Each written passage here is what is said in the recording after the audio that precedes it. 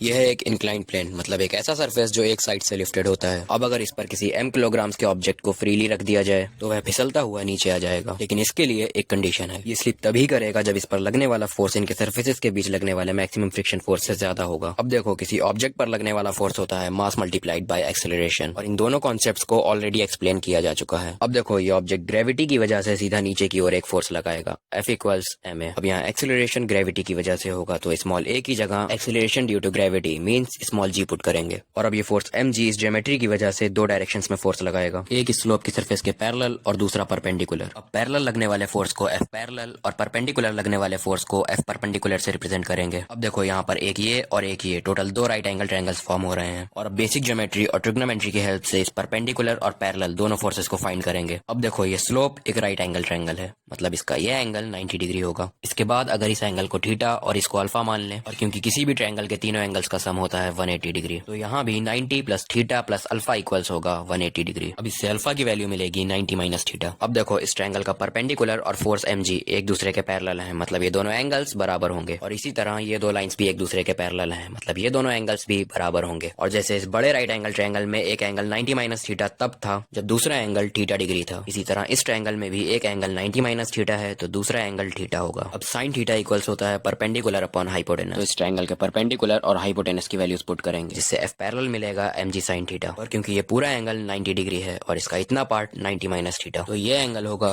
Theta degree. अब देखो, cos theta equals base upon hypotenuse. इस बार इस ट्रायंगल से बेस और हाइपोटेनस की वैल्यूज पुट करेंगे। इसके बाद F परपेंडिकुलर की वैल्यू मिलेगी mg cos थीटा। यहाँ फोर्स mg साइन थीटा इस ऑब्जेक्ट को नीचे लेकर आएगा और mg cos थीटा इनके सरफेसेस के बीच लगने वाला नॉर्मल फोर्स होगा। ऐसे ही और विजुअल एक्सप्लेनेशंस के लिए फॉलो जरूर कर लेना।